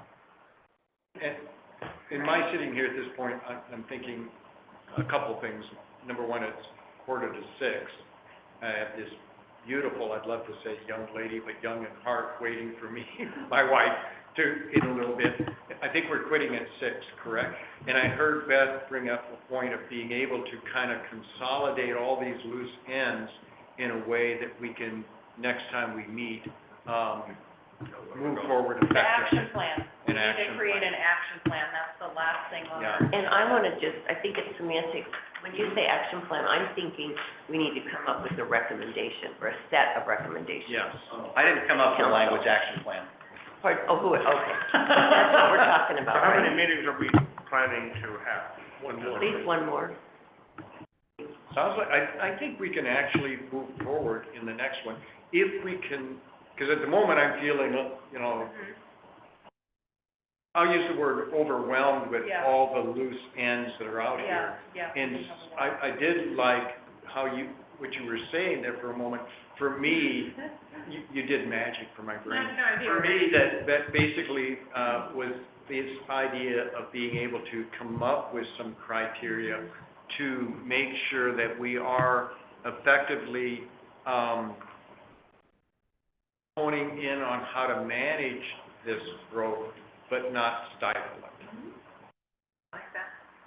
So, or, If I could just make one comment, as you guys are thinking about that, I think kind of with that map of what types of uses, of what processes are there. Procedures by zone?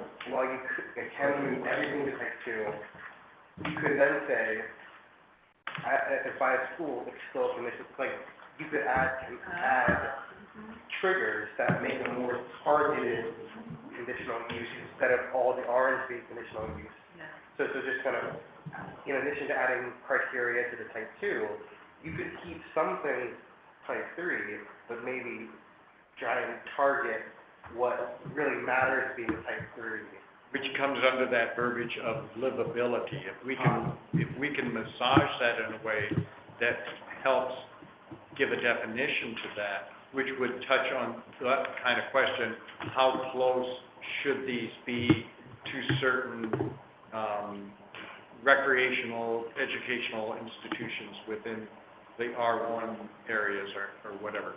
Are there concerns about it being close to a school? Are there? There was Linda Newberg did, she's on the planning commission, she did express concern about that. Okay, we don't have to, we don't have to deal with, we don't have to agree with her. You know what I mean? We can, have a homework, you know. Well, and the people that I've heard come to the building committee and voice concerns, that was usually a major part of it, is how close it might be to certain, areas. Example, on my street where there's all kinds of kids going up, and I'm on Main Street, so they're going to school, and those kind of questions.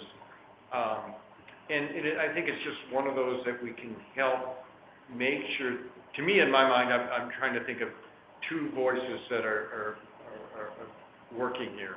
One is the desire for that growth of and managed growth of the vacation rental, et cetera. And the other one is the voice of the community that's saying, what is happening within my community? And so somehow I see this committee's responsibility is to help make sure both of them are heard, and then somehow we effectively respond to both of those areas. Because if we don't effectively respond to them, one or the other is gonna come back and make it be hashed all over again. It may be anyway, but I think that, to me, I get the sense that everybody here wants to make sure all the voices are heard as effectively as we can. Okay. That's why I love the clashing of ideas here that have happened. There's another issue that is equally important to this, and that is, according to your white paper, a lot of people who are offering vacation rentals are not paying the transient lodging tax. yeah, we did talk a lot about that. Okay, good. I hope that we will make recommendations as to how to change that situation. Do we If want to, if we're gonna allow them, let's at least have them pay the tax. Yes. do we want to start our action plan such as move from type three to type two? Create I would say definitely. I think we should the thing, come I up think, with are something. we ready to start our bullet points of, telling city staff that we need to bring, I think you should come back to the Compliance. next meeting with some choices, A or B, to, find out how the group.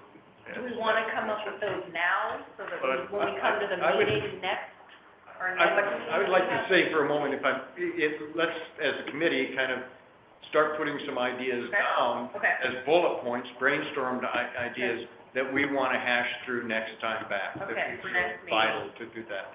And one of them, everybody is pretty much, has consensus on, and that is I think so anyway, the idea of moving the threes to the two. But I think it would be a good idea to have that on our agenda for Yeah. next time. The next question I had was that question of livability within there.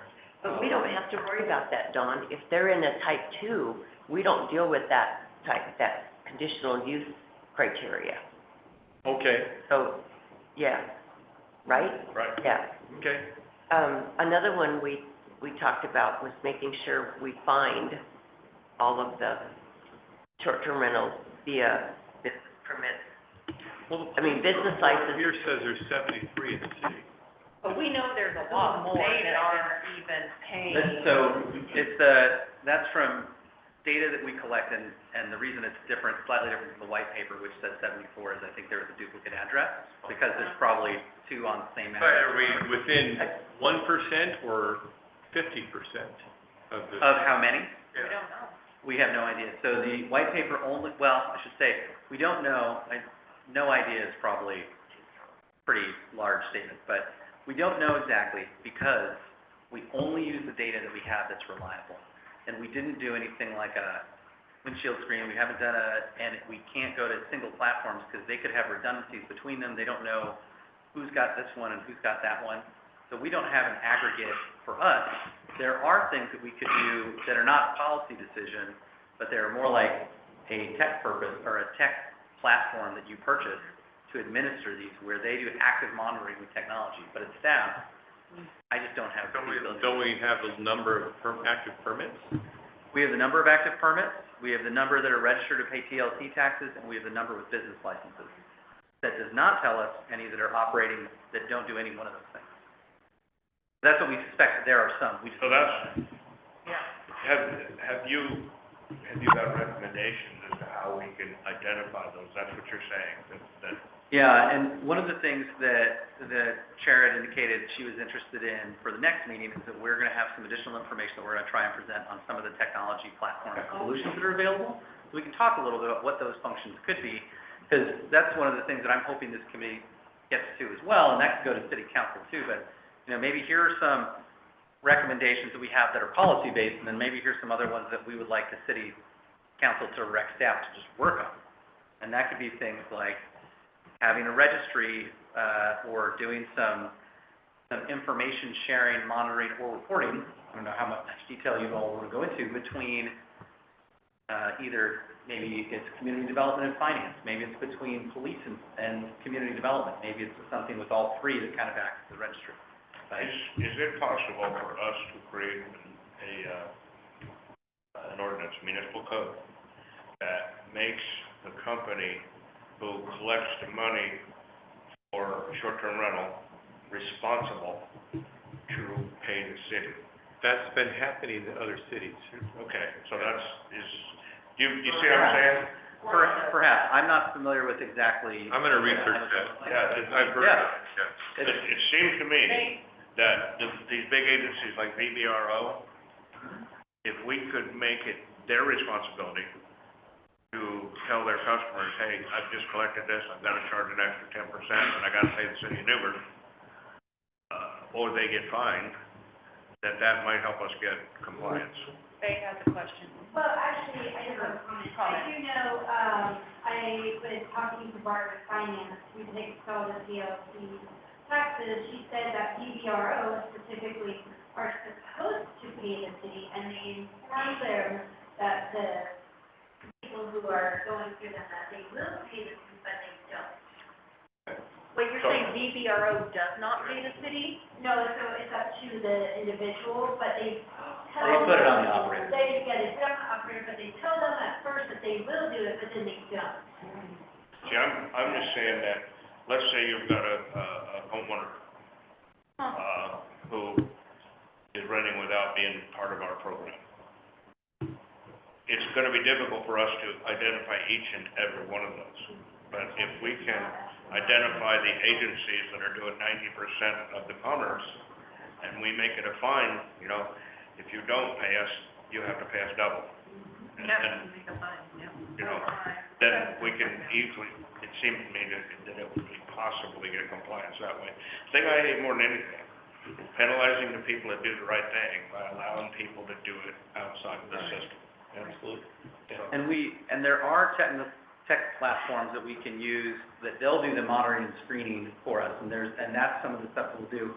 We can see if, in the interim when we do that, if there's anything that we can find related to more putting that onus on the platform rather than the operator. We've got people here who might be inclined. Yeah. You just look So- into it. I'll research it. I didn't read enough on it, so I read a couple cities that sort of doing that. So are you recommending that the committee also put this on our agenda to talk about? Yeah. We have a related one on the agenda for next time. So what I've got tentatively on the agenda for next week is that this committee would have a discussion of opportunities for improving transient lodging tax, remittance, business license, and permitting compliance rates.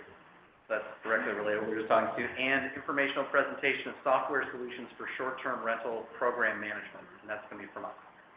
So if we want next meeting to be the last meeting, then some of us need to take it upon ourselves to get this information prior to the next meeting. Yeah, I'll do that. I'll do my part. The other thing we could do prior to the next meeting is each of us send to Robin, or to Robin and me, doesn't matter, our ideas of what we think should be in the recommendation. Yeah. Bullet points at least, so when we come, we're not starting there. We could probably narrow it down to, I don't know, half dozen things, might be 10, I don't know, but I'm gonna we'll have suggest a good that idea. probably are gonna need at least 2 or maybe 3 more meetings. Yeah, I think After so too. this. I don't think You're probably right. We can schedule them and if we need them. And trust me, I appreciate your time. I mean, what you guys are doing is a sacrifice for, you know, on your part, but you're doing something that's really good for the city Yeah. here, and so, you know, thank you, and There must be something wrong with me, because I'm enjoying the hell out of it.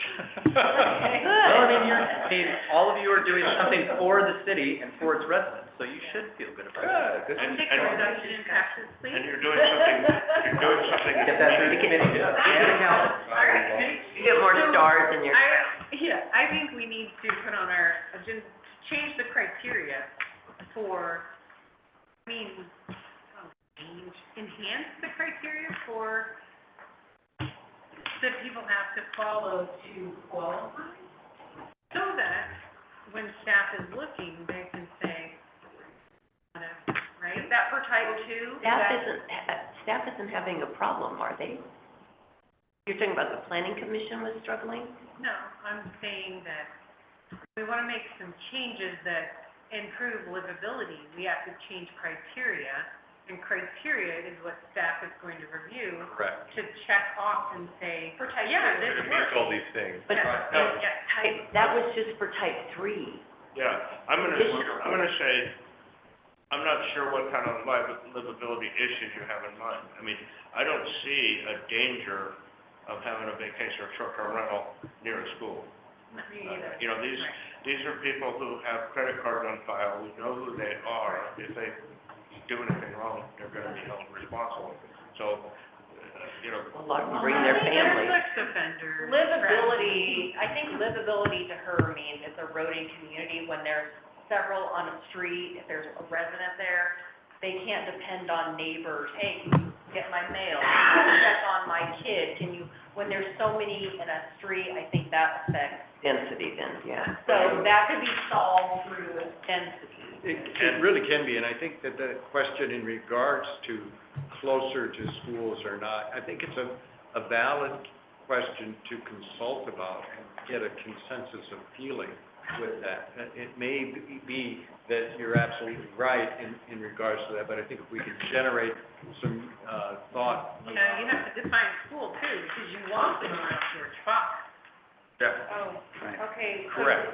And one of the things that I might suggest, if there's an interest in talking about enhancements, modifications, there's general discussion about the appropriateness of the criteria we have, good, bad, or otherwise. You might consider looking at the white paper section and any other sources you want associated with what the public had to say. So that's why we went through those. So it might not be that livability exactly is a problem. Livability was a problem to talk about because it's undefined and everybody else felt it was something we couldn't put a finger on. And so some of those that we heard about and that are in the white paper, the highest percent, we kind of went through the coding exercise we did of public comments received between 2016 and 2023, were parking, then safety, then traffic increases, then noise, and then a little bit under those, and there were a whole bunch of other ones. I kind of generally characterized, because it was very squishy, was social cohesion / neighborhood fabric. People use the term neighborhood fabric a lot, but I didn't want to use the term livability. And social cohesion, if you were to look up the term, which I find for people interested in kind of community fabric stuff, is actually a kind of fascinating term about the relative closeness you feel to other people in whatever circle you cast, whether that is your building, your neighborhood, your city. Yeah, your emotional, cultural, social closeness. And so, to me, that's actually a value that I've heard since arriving in Newberg fairly often. That there is a desire for that closeness, that people enjoy that closeness, that they really appreciate. Yeah, I'm only here because my neighbor dragged me here. Must be really, really tight social cohesion. But I think that addresses, you know, we had to It's listen to those comments that came in at the beginning, and maybe it was inappropriate for me to say, but I felt very strongly, I feel grateful to live in a city that really there's a group of people to try to help bring greater senses of understanding and continuity between the community than the other ones that were being voiced, which are We people's didn't know where concerns. those people came from. I have no idea either, but I'm grateful to be able to be in a place where you can just, For being honest, I'm just using you guys for cover, because when we change the decisions, we're gonna say, well, you three did it. I don't I've been mind. on city council where they did that. Yeah. Okay, so, Oh, what's our next date? next date is listed on the agenda, it's November 13th, and then I'm gonna check with the chair about any additional dates that she would like to schedule. Yeah, can we And talk about that now, or? you and I can talk about that, and then you Okay. can ping people separately if you want. Just remember, if you ping people, we have to go through the right channel. So Right. it has to be through BPC. So you can also have me do that, and so, yes, we can Same get that time. figured out. This Well, time works for me. We have another one, when's the next one? I was gonna say, 23rd, I think? There's one scheduled for the 13th, 13th. same room, Yep. same time. And then, I was gonna ask the chair if November 30th was a following meeting that she would like to see happen. That's Thursday. I'm flying in. November 30th? Yep. Because it would be 2 weeks after the next meeting. Oh, yes, in 2 weeks, you're gonna have another meeting. So we're gonna have one in 10, we've got one scheduled in 10 days from now, and then there would be another one 2 weeks after that. I told them not to do, that we couldn't do them any tighter Are than, you sure? No, that's pretty aggressive, I'm You surprised. said well, they were the saying weekly initially, so this is a win for me. 13th is the next, Correct. and then you're asking for the 30th. I'm asking the chair, but you guys all happen to be here, so that probably makes it real convenient for the chair to figure out the I order. will be flying back on that So day. you can't. I So that would be a no for you. don't think, because my flight usually gets in at 7, What about December 1? what day of the week? That's Friday. That's a Works Friday, better that for me. works for me. Hate to ruin a Friday, but, yeah. No, We have no life. Wait, they do, fine. No, that's okay. We could start at 3, I mean, I can start earlier. I Late can start during at the day, I'll 3, just do and I have to virtual. pick up my daughter, but I can come a Oh, it little goes after. till 4:30. Well, I can do it, I'll run, I don't know. do virtual, Dave? leave a little early. Early. 3:30. 3:30, Whole, That will work. we have the whole county. Oh, That's, we can't, the staff can't do December 1st. Oh, We have a whole Christmas party. citywide employee appreciation and celebration at the cultural center. Kind of like a Christmas party. All right, all It right. happens to be timed about there. It was actually timed so it wouldn't be in hunting season. So what's, And it wouldn't be hunting season, and it wouldn't be in the summer, because the summer, all the public works folks it's all day, every day. What about the 27th, 28th? isn't that Thanksgiving? out of town? I think Thanksgiving's the week before. Weekend after. You're out of town that whole week, the week? I'm gonna be at the city of Renton. You're gonna be out of town for the 27th? 27th through the 1st? We could shoot for the Well, 20th. I'll be home, I'll be back on the 30th, but I'm, gotta be in Renton for the 28th, 29th. Well, if you can't be, you could give me your list of recommendations, so if you're not here, you You can could, be on your meeting. you're in an airplane though, so you call in. Well, how about putting it to the next week, Thursday, Friday, the 7th and They 8th? need two, almost, Because we have to do public noticing for it, and then we have to do minutes. No, I'm saying push it out another week. Put your meeting Oh, on the push- 7th, December. 7th. Oh, To the 7th. To December 7th for me. I can do that. well, just the farther we go between meetings, we're not as fresh, is how I feel. And it takes a while to get back up, you know? if we- That is if we- true. If we stay on, what I'm saying is, the 30th,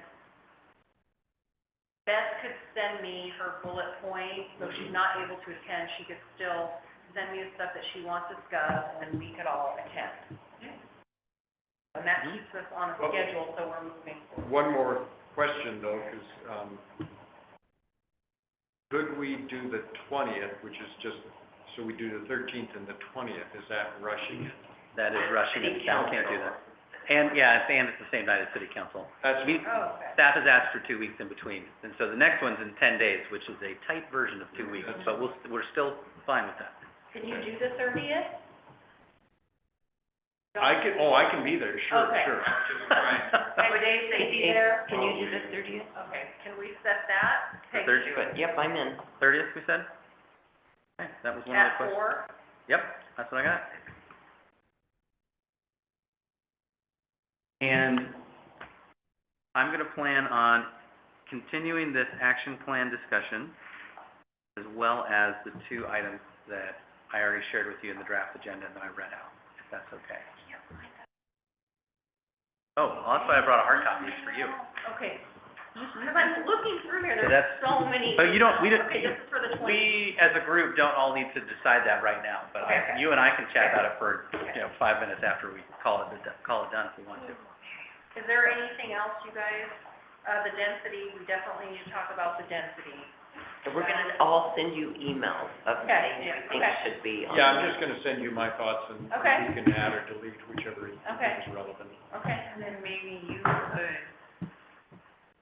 Just for the sake of this, just to make sure we're not in violation of anything, I'm a little concerned about everyone sending items to the chair on a single agenda item.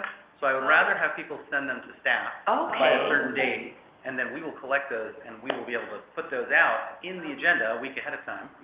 And so you'll see them, be able to think about them, Good, good. and we'll be able to talk about them on the agenda. Does that seem better? It's just for us, not to create some weird serial We meeting. don't know how to do Does your this serial meeting thing still apply to ad hoc committees? It implies, they're all public committee meetings. You're a city official. So, Those And- notes you're making and so- over there, and so what I will plan on doing is that action plan discussion, we'll plan on having that on the 30th. And so I will ask that your group, that you get and I'll remind you of this at the next What one. about the 13th? Well, we have 2 agenda items on Oh, there. So enough. we can continue the discussion, but the send your items in, you can send them in to staff anytime, we'll keep collecting them, as long as they come in before, a week before the 30th is, so before the 23rd. I'm a little confused here. I thought we were meeting on the 13th to continue this conversation. You are. So let me we have a diary from our I'm confused. You'll get the agenda. So, It should be the agenda. Gonna write it out for we you. got the 3rd, the 13th, and the 30th. Hey, Clay, was there anything wrong with adjourning the meeting and then talking about it? Yeah, we can absolutely do that. Okay, we're adjourning the meeting. All right, meeting adjourned. Microphone go off.